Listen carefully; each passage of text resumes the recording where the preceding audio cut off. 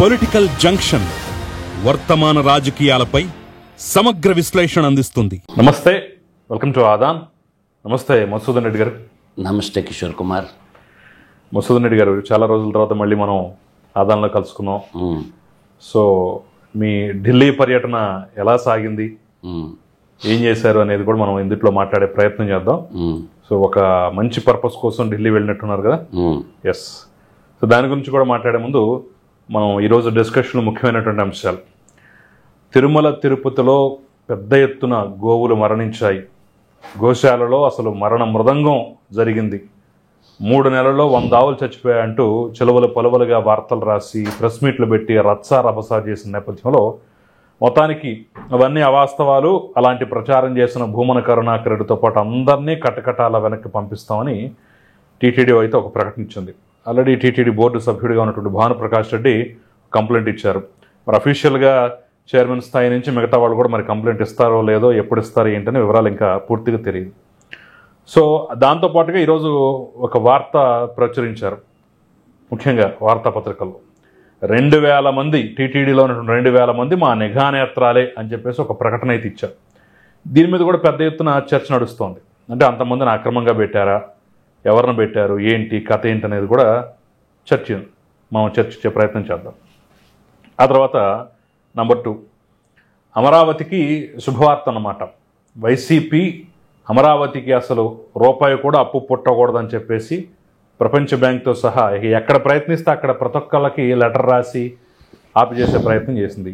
ఈసారి అవన్నీ బుట్టదాఖలు అయిపోయాయి. వాళ్ళు ఎన్ని లెటర్లు రాసినా ఏం చేసినా వాటన్నిటిని పక్కన పెట్టి డస్ట్బిన్లో పడేసి చెత్త కుప్పలో పడేసి మొత్తానికైతే అప్పు ఇవ్వటానికి ఓకే అన్నటువంటి పరిస్థితి. సరే, కేంద్ర ప్రభుత్వం వాళ్ళ గ్యారంటీలు, వాళ్ళ వ్యవహారం, ఆ నిధులు కూడా ఎలాగో రాబోతున్నాయి.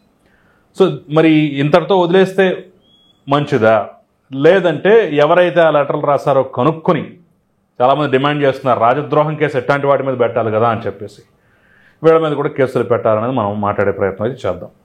సో ఫస్ట్ మరి మీ బ్రీఫ్గా మీ ఢిల్లీ పర్యటన వివరాలతో మొదలెడదాం. ఇప్పుడు ఒక్కటే కిషోరు, ఢిల్లీకి పోయిన ఉద్దేశం ఏంటంటే చలో ఢిల్లీ అని సుభాష్ సేన, ఆల్ ఇండియా ఫార్వర్డ్ బ్లాక్, బోస్ గారి గ్రూపు మొత్తం భారతదేశ వ్యాప్తంగా ఉన్నటువంటి అన్ని రాష్ట్రాల నుంచి వచ్చారు. ఈ చలో ఢిల్లీ యొక్క ముఖ్య ఉద్దేశం ఏంటంటే భారతదేశంలో ఉన్నటువంటి భూముల్ని ఇచ్చలవిడిగా ప్రైవేటు వ్యక్తులకి నామతే వాస్తవ రేట్లకి కట్టబెడుతున్నారు. సో భూముల్ని ప్రైవేటలైజేషన్ కాకుండా లీజు ప్రాతిపదికన పరిశ్రమలకు ఇవ్వాలి, భూములు నేషనల్ అసెట్గా ఉండాలి, కంపెనీలకు వ్యతిరేకం కాదు, కంపెనీలకి భూములు ఇవ్వండి, కానీ ఆ ప్రాపర్టీ గవర్నమెంట్ పేరు మీదనే ఉండాలి, లీజుకి ఇవ్వండి. ఒక 25 ఇయర్స్కో లేకపోతే 33 ఇయర్స్కో లీజ్కి ఇచ్చి మళ్ళీ ఎక్స్టెన్షన్ చేయండి, కంపెనీ బాగా నడిపించి ఎంప్లాయ్మెంట్ క్రియేట్ చేస్తే ఇవ్వండి. అదొకటి మంచిదా కాదా ప్రజలు ఆలోచించుకోవాలి. రెండోది ఏంటంటే పెట్రోలు, డీజిల్, ఎల్పిజి ఏదైతే ఉందో వీటన్నిటిని కూడా జిఎస్టీ పరిధిలోకి తెమ్మన్నాం. ఎందుకు జిఎస్టీలోకి రావడం లేదు? వన్ నేషన్ వన్ ట్యాక్స్ అన్నప్పుడు జిఎస్టీ పరిధిలోకి రావాలి కదా, ఇది ఒకటి. మూడో పాయింట్ ఏంటంటే బోస్ గారి పత్రాలు హోంశాఖలో అయితే దాచిపెట్టున్నారో అవి బహిర్గతం చేయమంటే చేయటంలా. గతంలో కాంగ్రెస్ వాళ్ళు చేయలా. ఇప్పుడు ఎన్డీఏ గవర్నమెంట్ చాలాసార్లు చెప్పారు బీజేపీ వాళ్ళు, మేము అధికారంలోకి వస్తే కేంద్ర హోంశాఖలో ఉన్నటువంటి బోస్ గారి పత్రాలు బయట పెడతామని చెప్పి ఇంతవరకు బయట పెట్టడంలో ఈ 3 ఇది డిమాండ్. ఈ డిమాండ్తో పాటు జిఎస్టీలో ఉన్నటువంటి ట్యాక్స్ పాలసీ ఏదైతే 18%, 28% ఏదైతే ఉందో దీన్ని 12% ట్యాక్స్ రేట్ పెంచకుండా 1% నుంచి 12% వరకే ఉండాలి. Middle class, lower middle class కొనే ప్రతి వస్తువు మీద 18%, 28% ట్యాక్సేషన్ ఉంది. చాలా ఘోరంగా ఉంది జిఎస్టీ. జిఎస్టీ అంటే గూడ్స్ అండ్ సర్వీస్ ట్యాక్స్ అని అంటారు, కానీ అది అసలు అర్థం కాకుండా ఉంది. 18 నుంచి 28% ట్యాక్స్ ప్లాట్ఫామ్ ఎత్తేయాలి. అయ్యేయో అంటే నార్కోటిక్ సంబంధించినవి లేకపోతే టొబాకోకి సంబంధించినవి అటువంటి ఉండాలి. సామాన్యుడు కొనుక్కుంటే 2 వీలర్ నుంచి మొదలు పెట్టుకొని ఇంట్లో ఏమన్నా చిన్న వస్తువులు, మిక్సీలు, ఇంట్లోకి కావాల్సినటువంటి హోమ్ నీడ్స్ కొనుక్కునే వాటి మీద 18%, 28%. కానీ బాగా డబ్బున్నోళ్ళు బంగారం ఎవరు కొంటారు కిషోర్ గారు? బాగా డబ్బున్నోళ్ళు కొంటారు, 3% జిఎస్టీ. డైమండ్స్ ఎవరు ఉంటారు కిషోర్ గారు? 0.5%. ఇది ఘోరాతి ఘోరంగా ఉంది, ఎవడ అడగటంలా పార్లమెంట్ అని. అందుకని చలో ఢిల్లీ పార్లమెంట్ మార్చి ప్రోగ్రాం. ఈ ప్రోగ్రాంలో పార్టిసిపేట్ చేయాలనిపించింది, పార్టిసిపేట్ చేశాను రాస్తాను. తర్వాత ఇంకా చెప్పుకుంటా పోతే ఎంత దుర్మార్గమైనటువంటి వ్యవస్థలో మనం బతుకుతున్నామా అనిపిస్తుంది. ఎచ్చల విడిగా ఈ సంక్షేమ పథకాలు పెట్టుకొని దేశాన్ని అప్పులు పాలు చేసేస్తున్నారు. ఇవాళ దాదాపుగా 185 లక్షల కోట్ల భారతదేశం అప్పుల్లో ఉంది. ఈ అప్పులు ఎవడు తీర్చాలా, ఎవడు కట్టాలా, ఎందుకు తెస్తున్నారు, ఆ తెచ్చిన డబ్బులు ఎవరికి ఇస్తున్నారు? ఒక డైలాగ్ చెప్తాను నేను ఈరోజు. గావ్ మే గాయ్ అంటే గావ్ మే గాయ్ అంబా బోల్తే. ఏమంటది? ఆకలేసినప్పుడు పల్లెల్లో ఉన్నటువంటి ఆవులు అమ్మా అని పిలుస్తాయి. అంటే ఆకలేసినప్పుడు అన్నం పెట్టమని అడుగుతాయి. గావ్ మే గాయ్ అంబా బోల్తే. అభి ఇప్పుడు ఏం జరుగుతుందంటే ఢిల్లీలో మోదీ సర్కార్, షా సర్కార్ అంబా బోల్తే అది చెప్పడం లేదు. అదాని అంబానీ రా రా ఏం కావాలో తీసుకో. అదాని అంబానీ రా, దేశంలో ఏం కావాలో అది తీసుకోండి.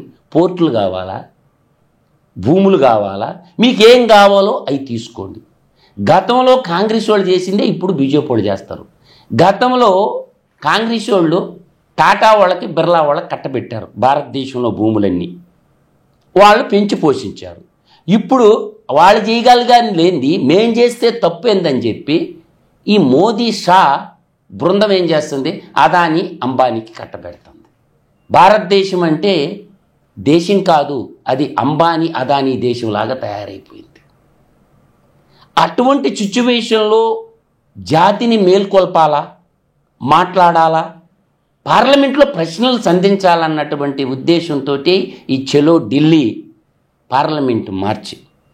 అందువల్ల ఏంటంటే ఈరోజు భారతదేశంలో ఇంకా ఇంకోటి చెప్పారు.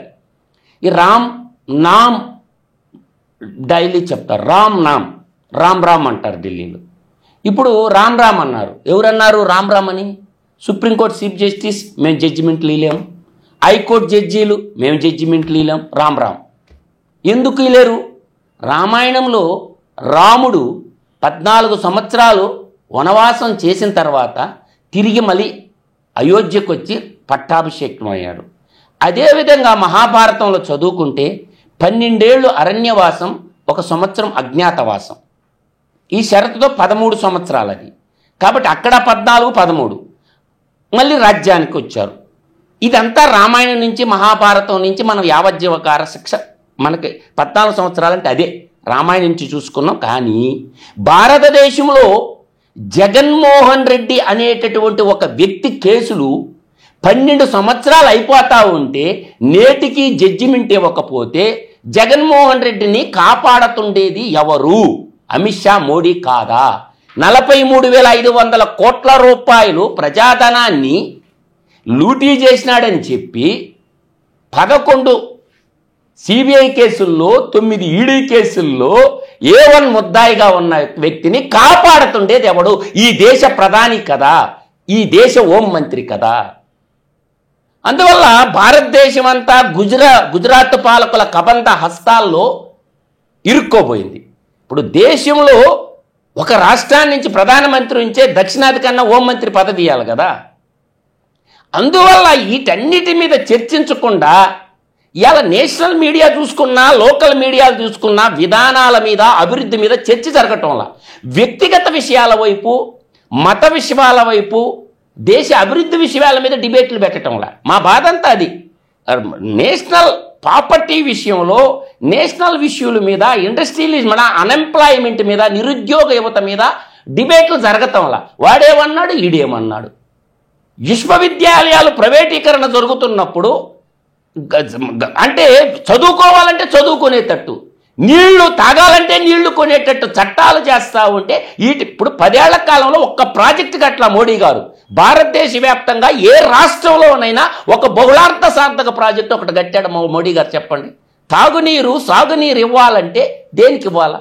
ఒక్క ప్రాజెక్ట్. గతంలో ప్రభుత్వాలు పంచవర్ష ప్రణాళికలు ఒక్క డ్యామ్ అన్నా కట్టేవాళ్ళు.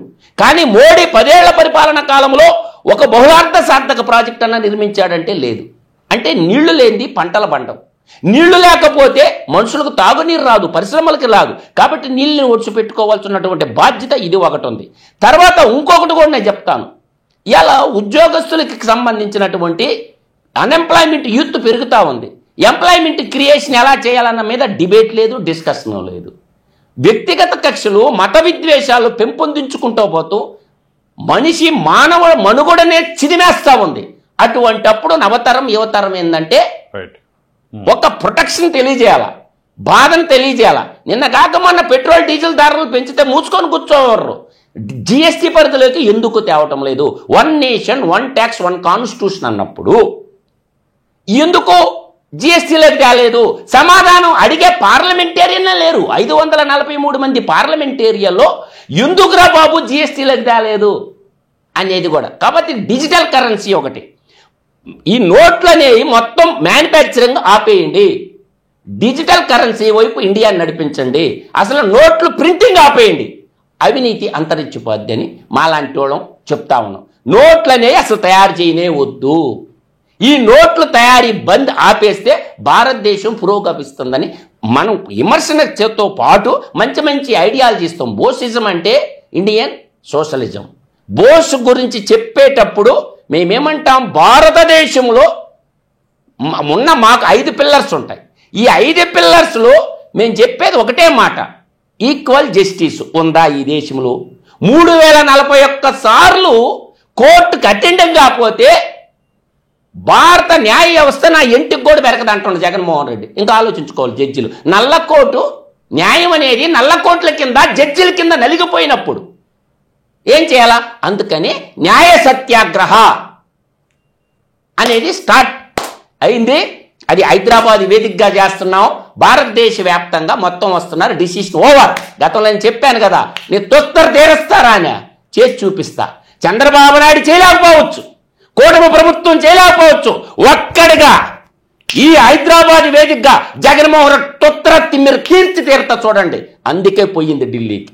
చలో ఢిల్లీ, చలో హైదరాబాద్. మొత్తం తండోపతండాలుగా ఢిల్లీ వెళ్ళకపోయినారో భారతదేశ వ్యాప్తంగా ఉన్నటువంటి లాయర్లు, స్టూడెంట్లు అందరూ వస్తారో మన హైదరాబాద్లోనే న్యాయ సత్యాగ్రహకే ముద్ర వేయించుకొని వచ్చా. ఇంకా చూస్తా జగన్మోహన్ రెడ్డి కేసుల మీద జడ్జిమెంట్ ఎందుకు రాదో. 43,500 కోట్ల రూపాయలకే జేడీ లక్ష్మీనారాయణ కూడా కూర్చోబెడతాడు. ఆయనే కదా బొక్కలో పెట్టింది. పిలుస్తా, చెప్పవయ్యా ఏం జరిగిందో నీతిగా చెప్పమని పిలుస్తా. కాబట్టి హైదరాబాద్ వేదికగా న్యాయ సత్యాగ్రహ దీక్షని సుభాష్ సేన జగన్మోహన్ రెడ్డి కేసుల మీద జడ్జిమెంట్ వచ్చిందాక చేర్చి తీరతాం. రైట్. సరే, అందుట్లో మీరు సక్సెస్ కావాలని అయితే మేము కోరుకుంటున్నాం. 100%, నో డౌట్. ఇక మన సబ్జెక్టులోకి వద్దాం. సో ఏమిటి తిరుమల తిరుపతి వ్యవహారం ఇష్యూ, గోవులు మరణం, దాని మీద వీళ్ళ ప్రోపగాండా ఇష్యూ. ఇప్పుడు నేను అనేది అది నిమిషాలతో తేల్చే పని. తిరుమల తిరుపతి దేవస్థానం చైర్మన్ అయినటువంటి బిఆర్ నాయుడు గారు, మీ కాన్స్టిట్యూషన్ బయట పెట్టండి, మీ కాన్స్టిట్యూషన్ ముందు మార్చండి, దాన్ని చట్టబద్ధత చేయండి. తిరుమల తిరుపతి దేవస్థానంలో గోవులు అనేవి సహజంగా చనిపోతాయి. వృద్ధాప్యానికి వచ్చిన కొన్ని గోవులు అయితే ప్రతిరోజు మరణిస్తూనే ఉంటాయి. మనుషులు మరణించడం లేదా, వృద్ధాప్యానికి వచ్చినాక గోవులకు కూడా ఏజ్ అనేది ఫ్యాక్టర్ ఉంటుంది కిషోర్ గారు. అసలు తిరుమల తిరుపతి సంరక్షణ గోశాలలో ఎన్ని గోవులు ఉన్నాయి, ఆ గోవులకి ఫీడ్ అనేది ఉంటుంది, ఎవరు సప్లై చేస్తున్నారు, దాని మీద మ్యానుఫ్యాక్చరింగ్ డేట్ ఏముంది, దాని టెస్టింగ్ ఏం చేస్తున్నారు, తిరుమల తిరుపతి దేవస్థానాలకి గోవులకు వాడేటటువంటి మెడిసిన్ ఉంటుంది, ఆ మెడిసిన్ పరిస్థితి ఎవరు సప్లై చేస్తున్నారు, ఎక్స్పైర్ అయిన డ్రగ్స్ ఏమన్నా వాడుతున్నారా, దాన్ని మెయింటెనెన్స్ ఎవరు చూస్తున్నారు. అంటే మీ కాన్స్టిట్యూషన్ ఏదైతే ఉందో దాంట్లో కొన్ని మార్పులు చేసుకోండి, దానికి పనిష్మెంట్ శిక్షాకాలాన్ని పెట్టండి. నాకు తెలిసైతే ఆ శిక్షాకాలం లేదు. గరుడ పురాణంలో ఏ అయితే శిక్షలు ఉన్నాయో ఆ శిక్షలను తెచ్చాడు పెట్టండి. తిరుమల తిరుపతి దేవస్థానంలో సపరేటు న్యాయ వ్యవస్థని క్రియేట్ చేయండి. అంటే గుమ్మడికాయల దొంగలు ఎవరంటే భుజాలు తోడుకుంటుంటూ నీ కాలంలో ఇన్ని గోవులు చచ్చిపోయినాయి, నా కాలంలో ఇన్ని పోస్ట్ మార్టం రిపోర్ట్లు ఉండవా? పశువుల డాక్టర్ ఉండడా? ఆ డాక్టరు ప్రతి గోవుకి ఒక నెంబర్ ఇస్తారు, కమ్మ కొట్టి నెంబర్ ఇస్తారు. గోవుకి ఇన్సూరెన్స్ ఉంటుంది, గోవుకి టైం పీరియడ్ ఉంటుంది, ఆయుష్ ప్రమాణం ఉంటుంది. కాబట్టి దానికి మనుషులకు పోస్ట్ మార్టం రిపోర్ట్ ఎలాగో గోవులకు కూడా పోస్ట్ మార్టం రిపోర్ట్ ఉంటుంది. ఆ డాక్టరు, వెటర్నరీ డాక్టరు, ఈ గోవు ఎందుకు చచ్చిపోయిందని ఇస్తాడు.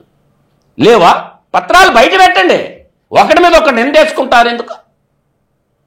ఎప్పుడు ఎల్లకాలం ఒకరినొకరు నిందించుకోవటమేనా? ఇప్పుడు బోమన కరుణాకర్ రెడ్డి అనే వ్యక్తి తిరుమల తిరుపతి దేవస్థానానికి 2 సార్లు చైర్మన్గా పనిచేశాడు.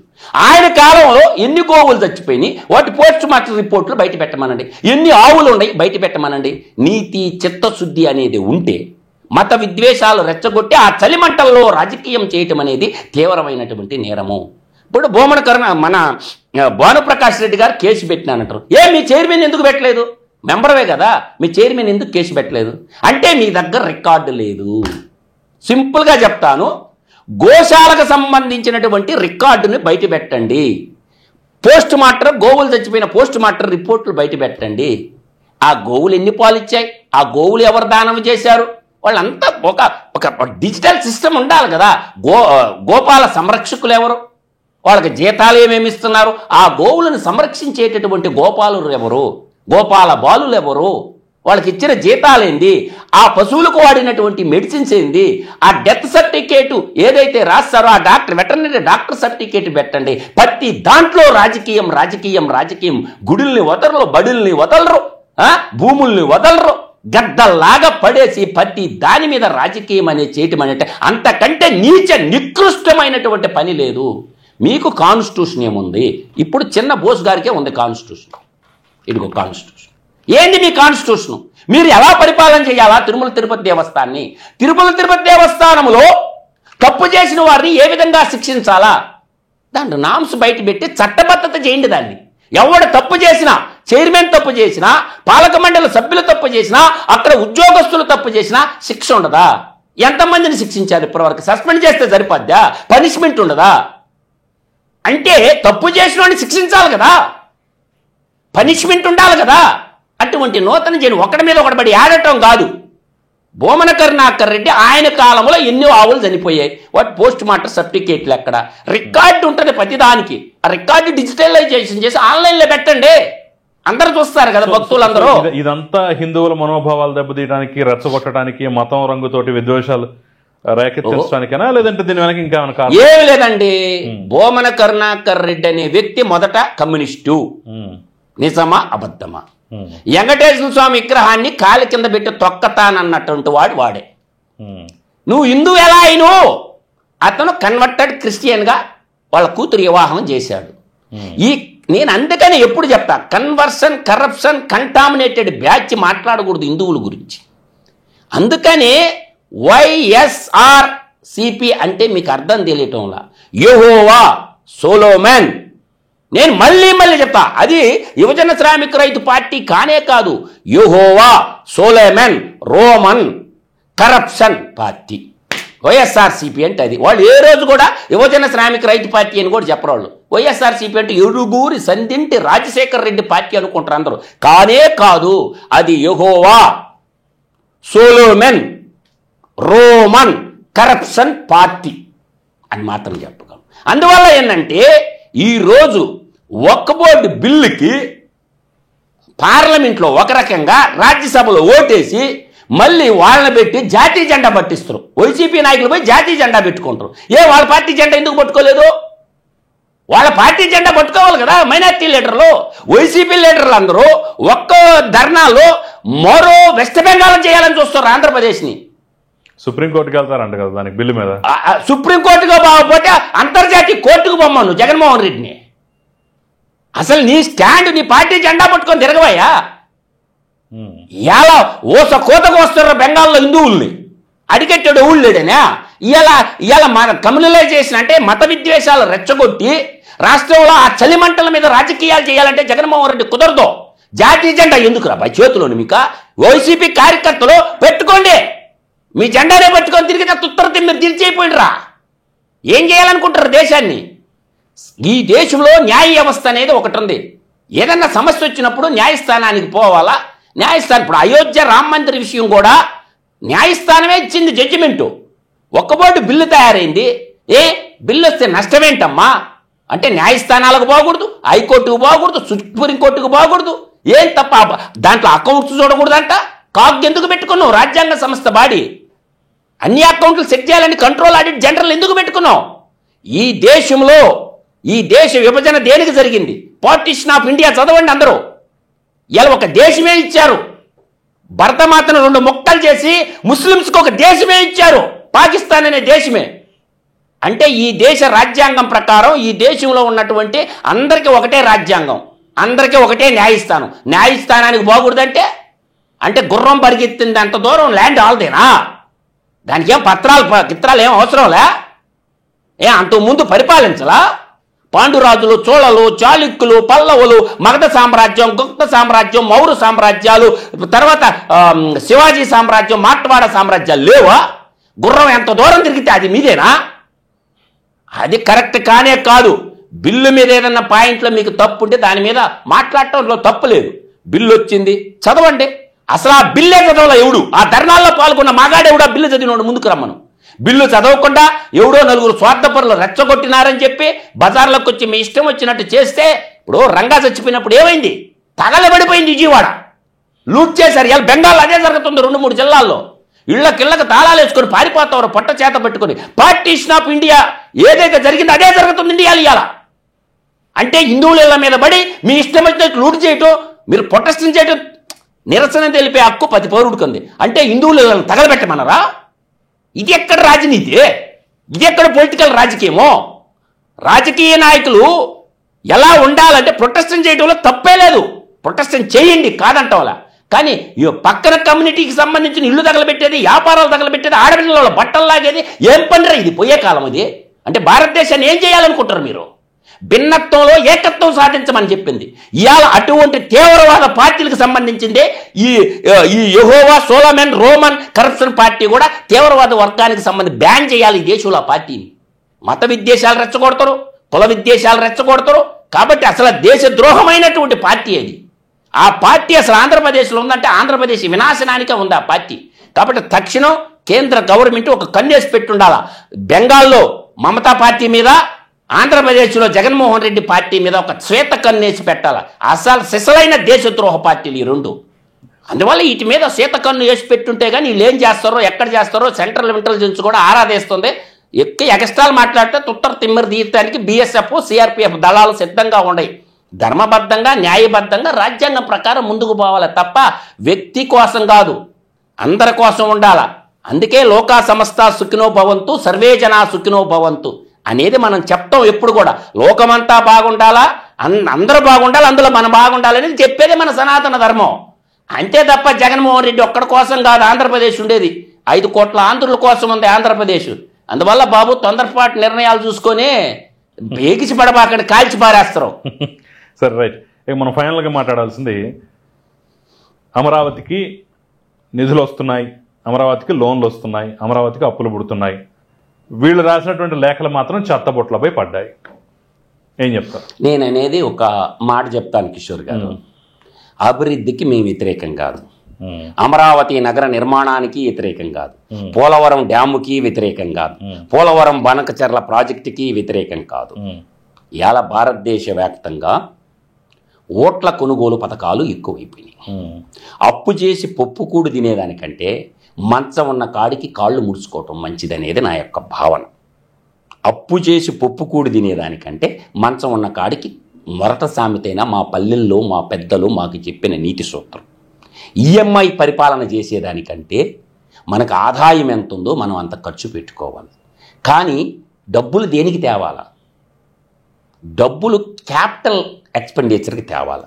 మనం తెచ్చే ప్రతి రూపాయి రిజర్వ్ బ్యాంక్ ఆఫ్ ఇండియా కాడి నుంచి తెచ్చే డబ్బులు కానీ, వరల్డ్ బ్యాంక్ నుంచి ఎక్కడి నుంచే తేవండి, ఆ డబ్బు క్యాపిటల్ ఎక్స్పెండిచర్కి వాడుతున్నారా, సంక్షేమానికి వాడుతున్నారా అనేది తేల్చుకోవాలి. ఇది తెలియకుండా మనం ఎవరినో ఎత్తటానికి, ఎవరినో డిమోరల్ చేసేదానికి, మనం ఎలక్షన్లో ఏయో హామీలు ఇచ్చినాం కదా అవి తెచ్చడానికి వాడుతున్నామా, రాష్ట్ర అభివృద్ధికి వాడుతున్నామా అనేది వాల్చుకోవాలి. నా దృష్టిలో అయితే అప్పు చేసే ప్రతి గవర్నమెంట్కి చెప్తున్నా నేను, అవన్నీ కూడా రోడ్లు పోయటానికి, బిల్డింగ్లు కట్టడానికి, డ్యాములు కట్టడానికి, హాస్పిటల్ నిర్మాణం చేయటానికి, విద్యాలయాల నిర్మాణం చేయటానికి వాడాలే తప్ప సంక్షేమ పథకాలకు వాడకూడదు. ఈరోజు ఇటు తెలంగాణలో కానీ అటు ఆంధ్రప్రదేశ్లో కానీ 2116 పింఛనైతే తెలంగాణలో 2016 రూపాయలు పింఛనైతే ఆంధ్రాలో 4000 రూపాయలు పింఛన్ ఇస్తున్నారు, ఓల్డ్ ఏజ్ పెన్షన్. యూపీ పెద్ద స్టేట్ కదా, ఎంత ఇస్తున్నారు పింఛన్? 600. మధ్యప్రదేశ్ ఎంత ఇస్తున్నారు? ఛత్తీస్గఢ్ ఎంత ఇస్తున్నారు? భారతదేశం వ్యాప్తంగా పింఛన్లు ఎంత ఇస్తున్నారు ఒకసారి నాకు చెప్పండి. అంటే ఓట్ల రాజకీయాల కోసం సంక్షేమ పథకాలు పక్కన పెట్టి మాటున ఓట్లు కొనుక్కునే పథకాలుగా సుప్రీంకోర్టు కూడా బాధపడదు తప్ప ఇంకేం చేయలేదు. అంతే, బడ్జెట్ అంతా ఒకరి చేతిలోనే పెట్టుకొని మీ ఇష్టం వచ్చినట్టు వాడుతున్నారు, మీకు నచ్చిన వాళ్ళకి బిల్లులు ఇచ్చుకుంటున్నారు. దానికి ఒక క్రమ పద్ధతి లేదు, ఎవరికి నచ్చిన వాళ్ళకి వాళ్ళకి బిల్లులు ఇచ్చుకుంటా ఉన్నారు. రెండోది, బిల్లుల చెల్లింపులో కూడా అవినీతి తాండవిస్తూ ఉంది. బిల్లుల చెల్లింపులో కూడా పర్సంటేజ్లు తాండవిస్తూ ఉంది. పర్సంటేజ్ తీసుకోకుండా మేము బిల్లులు ఇస్తామని చెప్పేటటువంటి వాళ్ళు కూడా లేరు. ఈ ఈ ఈ సంస్కృతి నుంచి బయటపడాలి. సరే, మనం తొందరపడుతున్నాం, వరల్డ్ బ్యాంక్ నిధులు ఇస్తుంది, పుణ్యానికి ఏమైనా ఇస్తుందా? తిరిగి ఎప్పుడు కడతాం? ఎన్ని రోజుల్లో కడతాం చెప్తున్నారా? అడ్కో నుంచి రుణం తెచ్చాము, తప్పు లేదు తేవడంలో. అడ్కో రుణం ఇచ్చింది, ఎప్పటికీ ఎన్ని సంవత్సరాలకు కడతాం? మనకి ప్రజలు ఇచ్చింది ప్రజాస్వామ్యంలో 5 సంవత్సరాలు నిన్ను పరిపాలనించమని ఇచ్చారు. 5 ఏళ్లకు సంబంధించి నువ్వు చేసిన అప్పు నువ్వే కట్టిపోవాలి. లేదు, నువ్వు చేసిన అప్పుకి వచ్చే ప్రభుత్వం బాధ్యత ఎందుకు తీసుకోవాలా? అందువల్ల ఏంటంటే మనం ప్రభుత్వాధీశులుగా ఉన్నాం కాబట్టి మనం ఏది చేస్తే అదే చట్టం మనం ఎవరికి దోచిపెడితే అదే డబ్బు అంటే ఎచ్చలవిడితనంగా డబ్బులు ఖర్చు పెడుతున్నారు కిషోర్ గారు. ఎచ్చలవిడితనంగాను అకౌంటబిలిటీ లేదు. ఏ రోజు ఆ అకౌంట్ ఆ రోజు చూపించడం నా ప్రభుత్వాలు ఎందుకు చూపించడం లేదు? ప్రజల నుంచి రోజు పన్నుల రూపంలో, రిజిస్ట్రేషన్ల రూపంలో, ట్యాక్సుల రూపంలో, తర్వాత టోల్గేట్ల రూపంలో రాష్ట్ర డీజిల్ పెట్రోల్ హైయెస్ట్గా వస్తుంది. ఎంత డబ్బు వస్తుంది, దేనికి ఎంత ఖర్చు పెట్టారు, డైలీ ఎక్స్పెండిచర్ ఎందుకు ప్రకటించడం లేదు? పోనీ ఒక నెల తర్వాత ఒక నెల అయినా ప్రకటించాలిగా. ఇదిగో జనవరి 1వ తేదీ 2వ తేదీ ఇంత డబ్బులు ప్రజల నుంచి వచ్చింది, ఇంత దీనికి చెల్లింపులు చేశాము. 2వ తేదీ ఆ డేటా ఏ ప్రభుత్వం అన్నా బయట పెడుతుందా నాకు చెప్పండి. నీ జర్నలిజం కెరీర్లో ఏ ప్రభుత్వం బయట పెట్టిందా నాకు చెప్పండి కిషోర్ గారు. నీ జర్నలిజం కెరీర్లో ఒక్క మంత్రి అన్నా ముందడుగేసి నా శాఖ ద్వారా ఇంత డబ్బులు వచ్చినాయి, ఇంత చెల్లింపులు చేశామని ఒక్క ఆర్థిక మినిస్టర్ పేరు నాకు చెప్పండి. ఎందుకు బయట పెట్టరు ఆర్థిక మంత్రి? రోజువారీ జమా ఖర్చులు ఎందుకు బయట పెట్టడు? రోజువారీ చెల్లింపులు ఆన్లైన్లో ఎందుకు పెట్టరు? మీ అయ్య ముల్లా? ప్రజలందరూ డబ్బు కదా, జవాబుదారీతనం లేదా? అందువల్ల రాష్ట్ర సర్వతోముఖాభివృద్ధి కోసం ఖర్చు పెట్టండి, ఇబ్బందే లేదు. మంచి మంచి పథకాలు ఖర్చు పెట్టండి, ఎంప్లాయ్మెంట్ క్రియేట్ చేయండి, ఆ దిశగా అడుగులేండి. ఈ సంక్షోభ పథకాలను పక్కన పెట్టి, సంక్షేమ పథకాలన్నీ సంక్షోభ పథకాలే, అందువల్ల పక్కన పెట్టి శ్రేయోరాజ్య స్థాపన చేయండి. చేతి నిండా ప్రతి చేతికి పని కల్పించండి, ప్రతి చేతిని ఉత్పత్తిదారుడిగా తయారు చేయండి. పంచుకుంటా ఇచ్చుకుంటా ఇచ్చలవిడితనంగా పోతే ఏమైపోద్ది దేశం ఒకసారి ఊహించుకోండి. అందువల్ల చెప్ప తీసుకొని ఆర్బీఐ కాడికి పోయి అడుక్కోవటం, పారిశ్రామికవేత్తల కాడికి పోయి అడుక్కునే పని ఆ ప్రభుత్వాలదే. అభివృద్ధి చేయాల ప్రభుత్వం అంటే, రోడ్లు పోయాల, కంపెనీలు తీసుకొచ్చి యువతకు ఉద్యోగ కల్పన చేయాలి. వాడు ఉత్తరం రాసిండు, నువ్వు ఉత్తరం రాస్తే నిధులు ఆపుతారు రా బాయ్. వాళ్ళు డాక్యుమెంట్ నామ్స్ చూసుకుంటారు, సంతకాలు పెట్టండి రా బాబు అంటారు. సెంట్రల్ గవర్నమెంట్ కూడా సంతకాలు పెట్టించుకుంటారు, వస్తుంది. అంటే ఒక ఆకాశరామన్న ఉత్తరం రాసిండని చెప్పి నిధులు ఆపేస్తారా? ఎందుకు ఆపేస్తారు?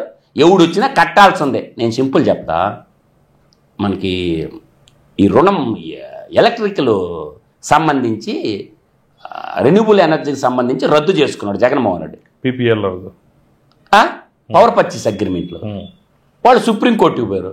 కట్ల చంద్రబాబు నాయుడు వచ్చి నాకు డబ్బులా ఇచ్చిండా లేదా నాకు చెప్పమను. సుప్రీంకోర్టు మూసుకున్న వాళ్ళు డబ్బులు వాళ్ళకి ఇమ్మన్నది, ఇచ్చిర్రా లేదా? PPL రద్దు చేసినావు, నష్టపోయింది ఎవరు? అంతిమంగా ఒక అవివేకి, ఒక స్వార్థంతో, ఒక కుట్రపూర్తిగా రద్దు చేశాడు. ఏమైంది? ప్రజలు మీద పడింది భారం. జగనే 15,000 కోట్లు కట్టాడు కదా, 15,000 కోట్లు చిల్లర కట్టాడు, 9,000 కోట్లు. నేననేది ఏంటంటే ఆ డబ్బు అంతా ఎవరిది? ప్రజలది కదా, పొలిటికల్ పార్టీలది కాదు కదా ఆ డబ్బు. ప్రజలే కదా అంతిమంగా చెల్లించింది. ఏమన్నా వాళ్ళ ఆస్తులు అమ్మిచ్చారా, వీళ్ళ ఆస్తులు అమ్మిచ్చారా? ప్రజలు పన్నుల రూపంలో కట్టిన డబ్బు అప్పు తెచ్చి మరీ చెల్లించారు. దుర్మార్గం కదా. ఒక పాలకుడు ఇలా చేయొచ్చా అని నేను అడుగుతున్నా. ఒక పాలకుడు ఇలా చేయొచ్చా? ప్రజల సొమ్ము మీ దగ్గర ఉందని మీ ఇష్టం వచ్చినట్టు వాడొచ్చా? మీకు పనిష్మెంట్లు ఉండవా? మీ మీద శిక్షలు ఉండవా? అంటే మీరు ఒకసారి ఎన్నుకున్న పాపానికి ప్రజలు మీరు ఎలా పరిపాలన చేస్తే అలా చూస్తూ ఉండాలా? ఒక అడిగినోడిని పోలీసు వాళ్ళు పెట్టి కొట్టిస్తారా? అడిగినోడిని పోలీసు వాళ్ళు పెట్టి కొట్టిస్తారా? ఇది ఎక్కడ రాజనీతి? ఏమన్నా పోలీసు వాళ్ళు ఏమన్నా వీళ్ళ ఇంటి కాపలా కుక్కలా అయింది? ప్రజాస్వామ్యాన్ని, రాజ్యాంగాన్ని పరిరక్షక దళంగా ఉండాలి పోలీసు వాళ్ళు. వీళ్ళంటే కుక్కల్లాగా బిహేవ్ చేస్తారు. రాజకీయ నాయకులు ఇంటి కుక్కలా అయింది పోలీసులు. ఏమన్నా ఆత్మగౌరవం లేదా? 4 సింహాల బొమ్మ పోలీస్ స్టేషన్లో ఉన్నప్పుడు, నెత్తి మీద ఉన్నప్పుడు రాజ్యాంగానికి రక్షకులుగా, ప్రజలకు రక్షకులుగా ఉండాలి. ప్రజల్ని రాజకీయ నాయకులు ఇంటి కుక్కలా అయింది పోలీసులు. ఏమన్నా కుక్కల కంటే ఏనంగా చూస్తారు పోలీసు వాళ్ళని రాజకీయ నాయకులు. అది కూడా అర్థం చేసుకోవాలి. కాకి చొక్కా వేసుకున్న ప్రతి ఒక్కరూ తిరగబడమని చెప్తుండా. ఎవరైతే మాకేంట్రా, చట్టం ముందు అందరూ సమానమే, ఎరగదీసి అవతల బాడేయండి. వాడు రాజకీయ నాయకుడు కావచ్చు, ఎమ్మెల్యే కావచ్చు, మంత్రి కావచ్చు, ముఖ్యమంత్రి కావచ్చు, ప్రధానమంత్రి కావచ్చు. నీ చేతికి ఇచ్చింది ఎందుకు లాఠీ కర్ర? రాజ్యాంగాన్ని పరిరక్షించమని, సమాజాన్ని రక్షించమని ఇచ్చారు. వాళ్ళకి దొంగలకే కాపలా గాయమని కదా లాఠీ ఇచ్చింది నీ చేతికి. తుపాకీ నీ చేతికి ఇచ్చింది. ఒక్కనన్న కాల్చిపారాయి అవినీతి పరున్నా. నీకు తెలియని అవినీతి పరులా? పోలీసు వాళ్ళకి తెలియని అవినీతి పరులా? పోలీసు వాళ్ళ బట్టలు ఓడదీస్తాను, కొడతానన్నప్పుడు మీ చేతిలో తుపాకీ లేదంటారా? కాల్చి అవతల బారేరా. దరిద్రం వదిలిపోద్ది. నీకు గన్నిచ్చింది ఎందుక? నీ బట్టలే ఓడదీస్తానన్నప్పుడు కాల్చిపాడే. అవుట్.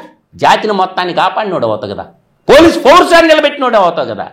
అంటే పోలీసు వాళ్ళు బట్టలు ఓడదీస్తానన్నా కూడా డీజీపీ కేసు ఫైల్ చేయాలి ఇప్పటి వరకే. ఎందుకు డీజీపీకి ఇప్పుడు బట్టలు ఓడదీస్తానన్నది? పోలీసు బట్టలు ఓడదీస్తానంటే డీజీపీ బట్టలు ఓడదీస్తాడు. డీజీపీ సుమోటోకి కేసు ఎందుకు బుక్ చేయలేదు చెప్పమనండి నాకు. ఎందుకు బుక్ చేయలేదు? అంటే రాజకీయ నాయకులు కాకి ఖద్దర్ ఒకటేనని నేను ఎప్పటి నుంచో చెప్తున్నా. కాకి ఖద్దర్ దోస్త్ మేరా దోస్త్, తూ హే మేరా క్యా హై. నీకిది నాకిది, నాకే అర్థం ప్రజల సొమ్ము.